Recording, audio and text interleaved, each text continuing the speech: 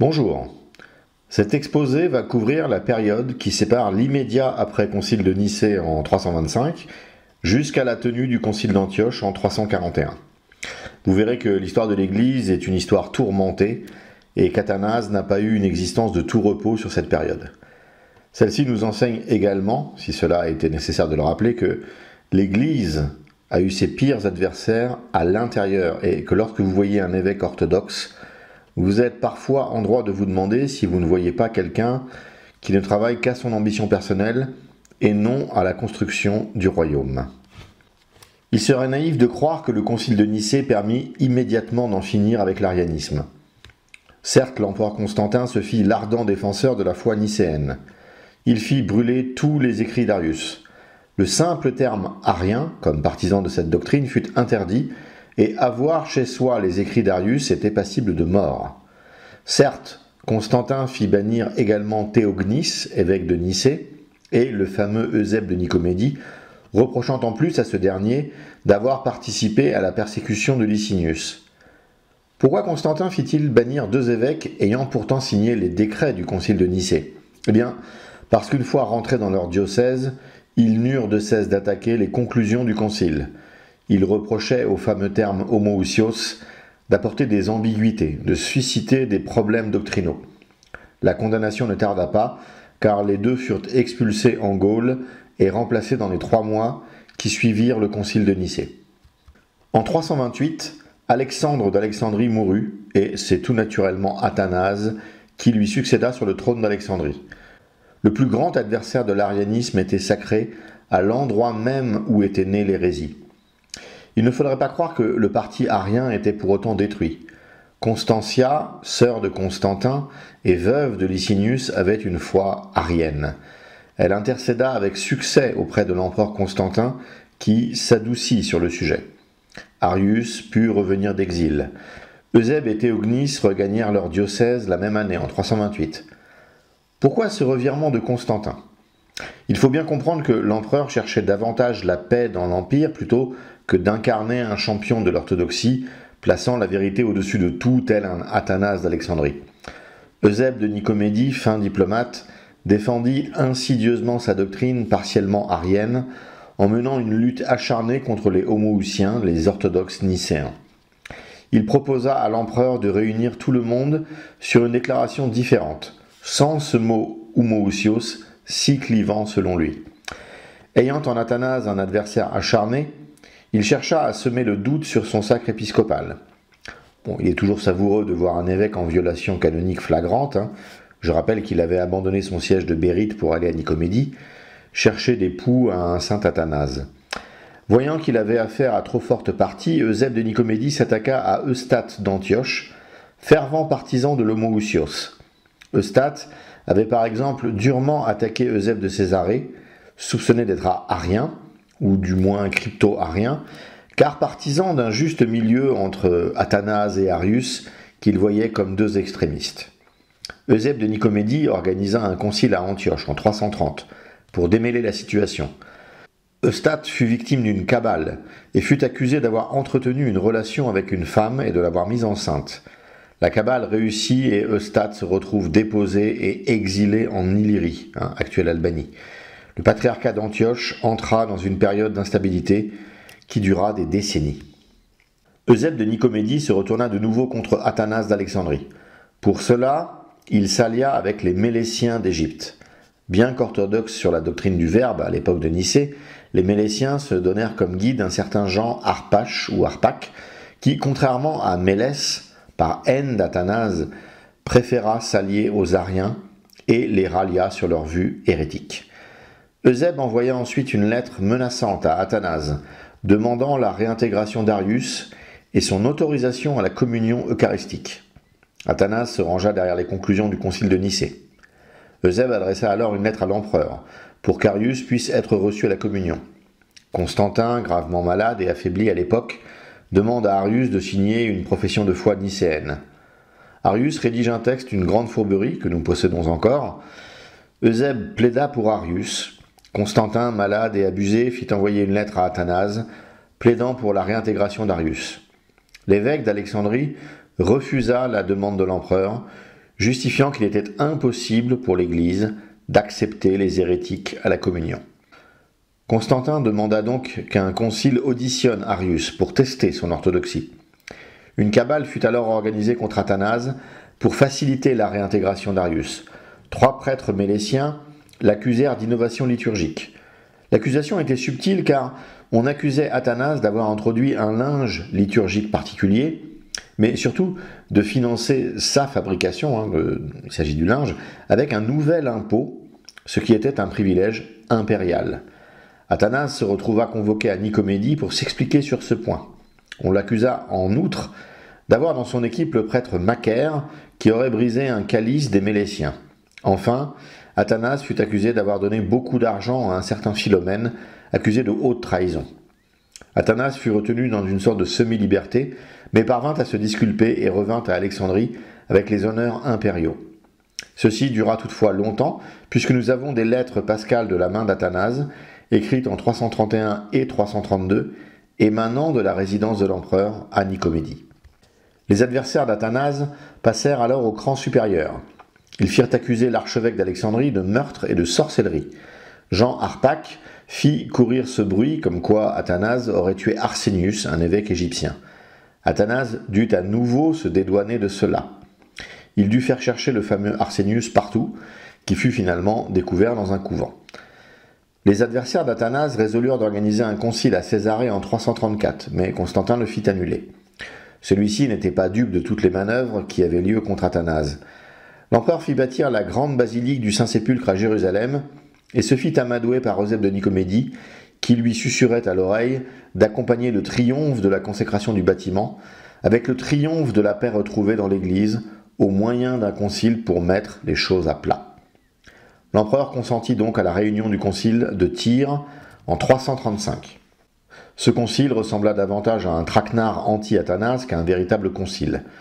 En effet, on invita principalement les Eusébiens les plus influents et Athanase, afin de s'assurer de la victoire au nombre de votes. Le meilleur moyen de trouver quelqu'un coupable est évidemment de n'inviter que ceux qui pensent de cette façon. Eusèbe de Nicomédie utilisa la même ruse que celle qui lui avait permis de mettre à l'écart Eustade d'Antioche. Il fit donc témoigner une femme qui accusa Athanase de viol à son encontre. Mais la chose fut tellement mal préparée que la femme ne put convaincre personne. Elle était incapable de décrire ni les lieux ni les personnes.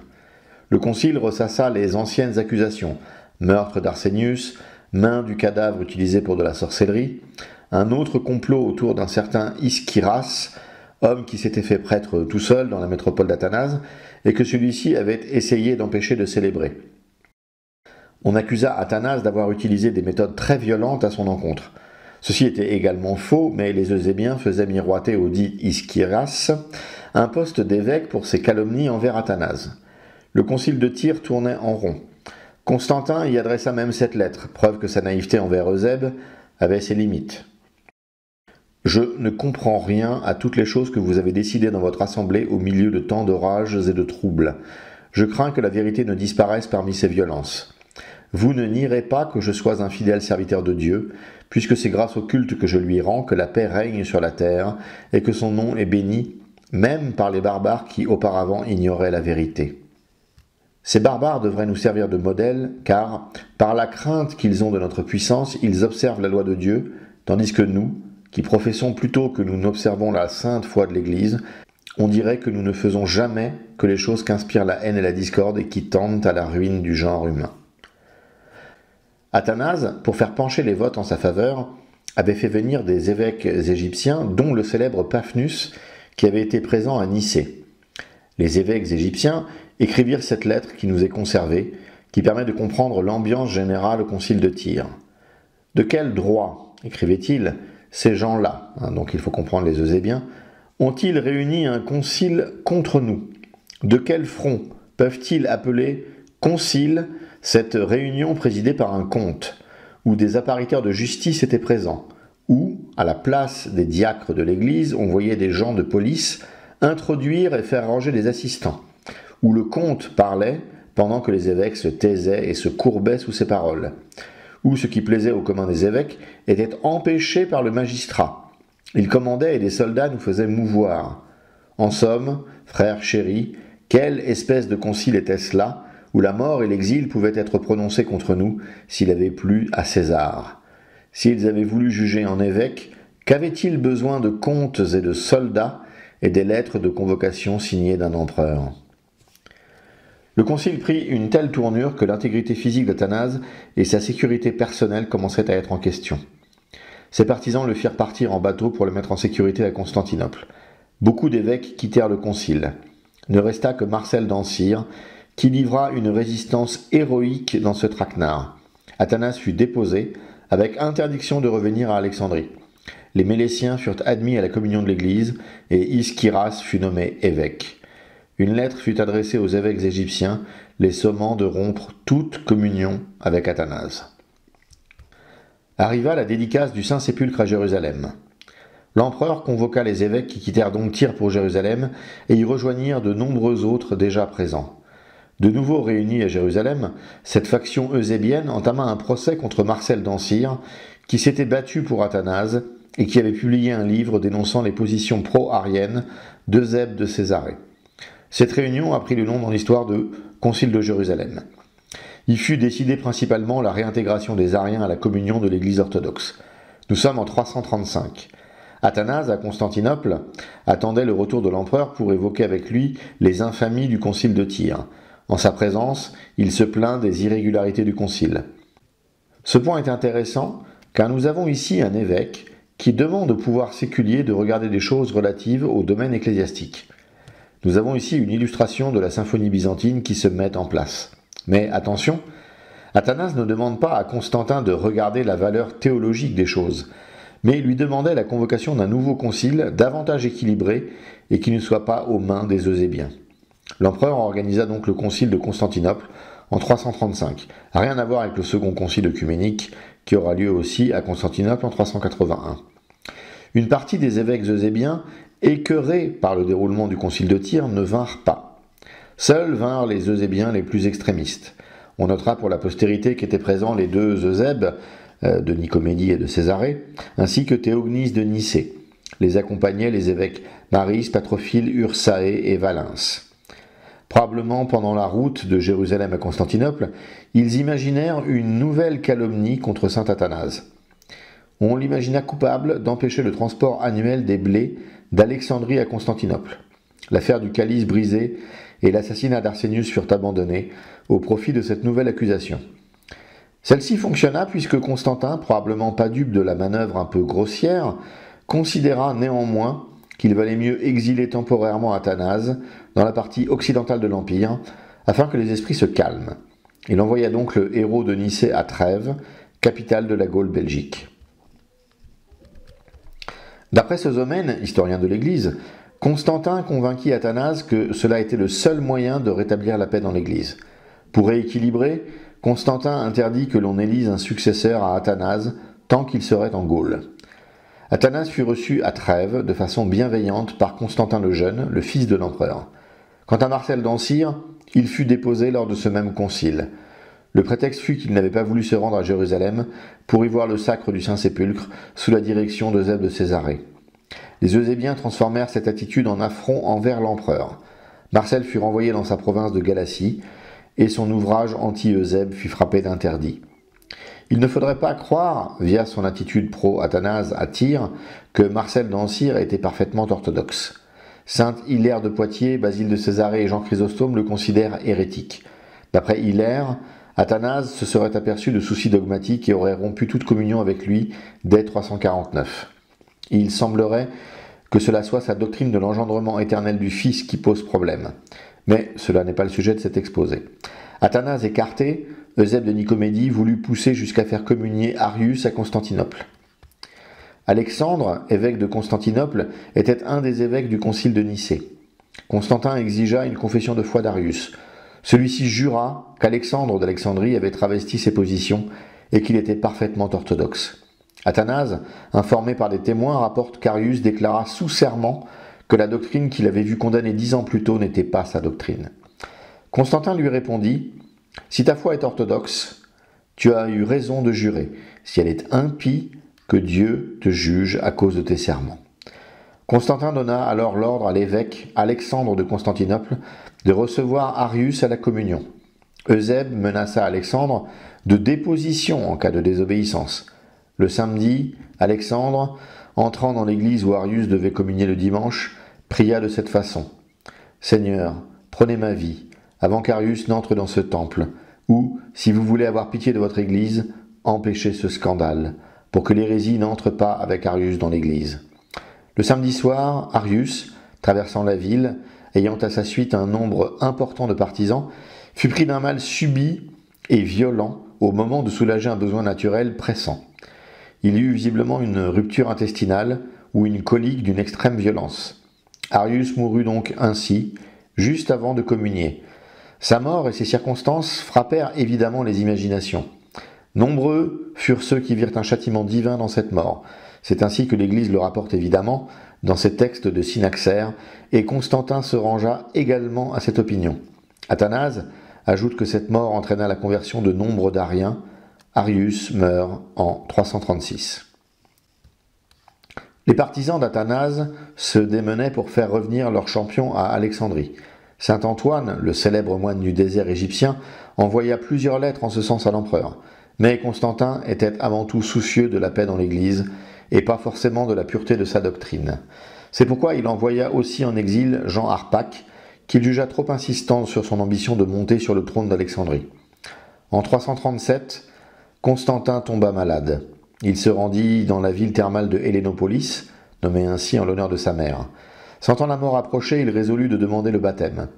Eusèbe rapporte qu'il avait sans cesse repoussé le moment, afin de le recevoir dans le Jourdain, mais les circonstances politiques l'en avaient empêché.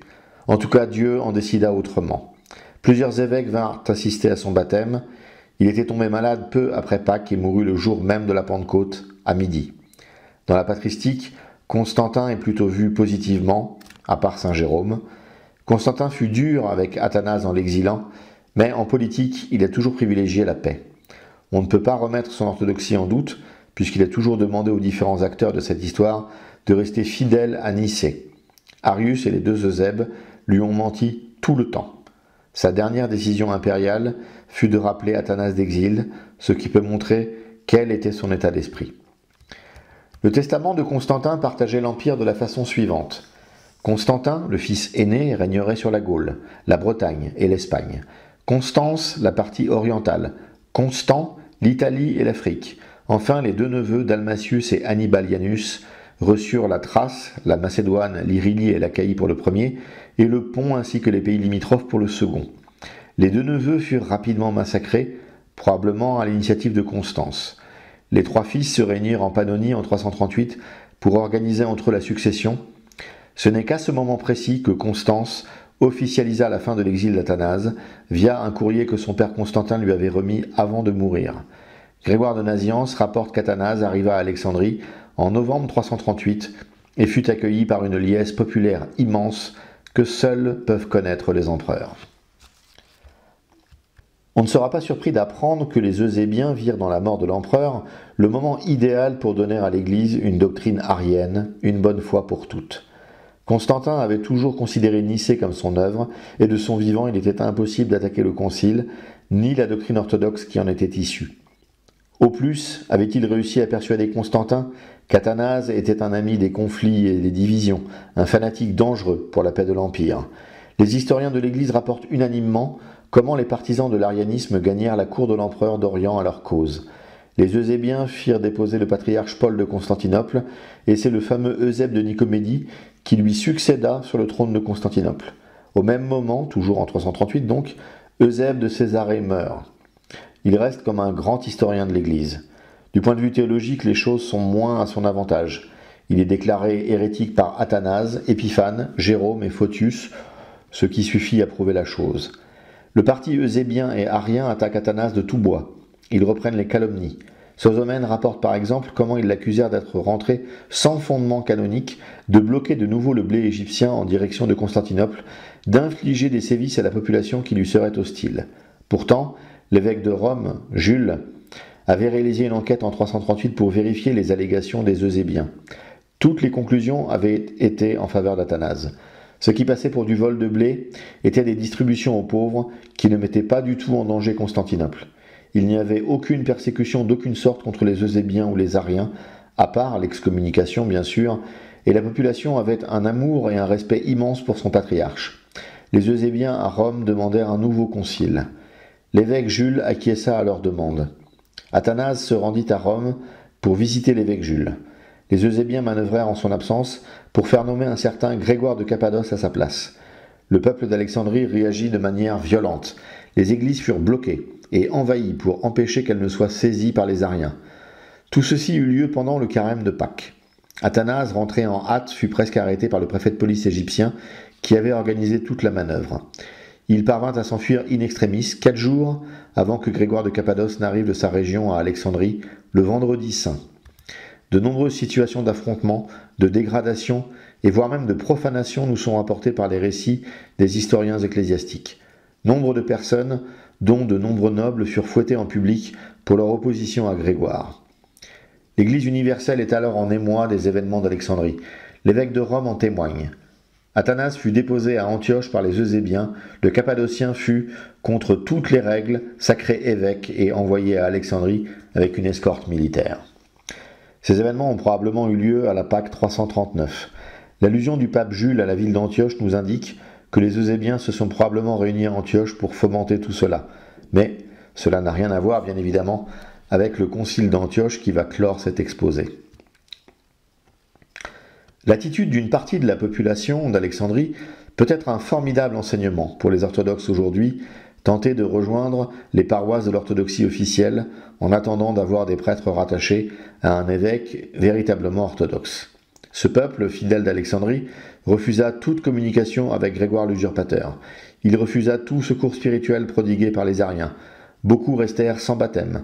Les malades agonisaient sans prêtre. En effet, Grégoire avait interdit aux orthodoxes d'exercer leurs fonctions. Fort du soutien du préfet de police, il étendit son emprise sur toute l'Égypte. Il exila les évêques récalcitrants. Il fit même flageller un martyr survivant de la persécution chrétienne de Licinius, qui mourut peu de temps après des blessures reçues. Une lettre du pape Jules aux Eusébiens nous apprend tous les mauvais traitements et vexations qu'ont eu à subir les évêques, prêtres, moines et moniales orthodoxes qui ne se pliaient pas à l'autorité de Grégoire. La tante d'Athanase mourut et on ne lui donna pas de sépulture. Même saint Antoine le Grand, le père des moines, fut menacé physiquement. Athanase trouva refuge à Rome, chez le pape Jules. En 340, Constantin le Jeune, le fils du défunt empereur, fut à son tour tué par ses 2 frères qui se partagèrent ainsi l'empire. Constantin héritait de la partie occidentale avec Rome pour capitale et Constance, ou Constantius en latin, hérita de la partie orientale avec Constantinople comme capitale. Constantin était le seul qui fut partisan d'Athanase. Constance est enclin à croire les accusations des Eusébiens concernant le blé, et Constant devient quant à lui carrément arien. Parallèlement, Jules fit tenir à Rome un concile pour examiner les dépositions d'Athanase et de Marcel d'Ancyre. Très logiquement, le concile conclut à la non-validité de leurs dépositions par le parti eusébien et les admit solennellement à la communion. Jules avait tout de même fait attendre Athanase 18 mois que des Eusébiens se présentent à ce concile. Ceux-ci, toujours promptes à demander la tenue d'un concile, avaient plusieurs fois retardé leur venue pour des motifs tous plus faux les uns que les autres.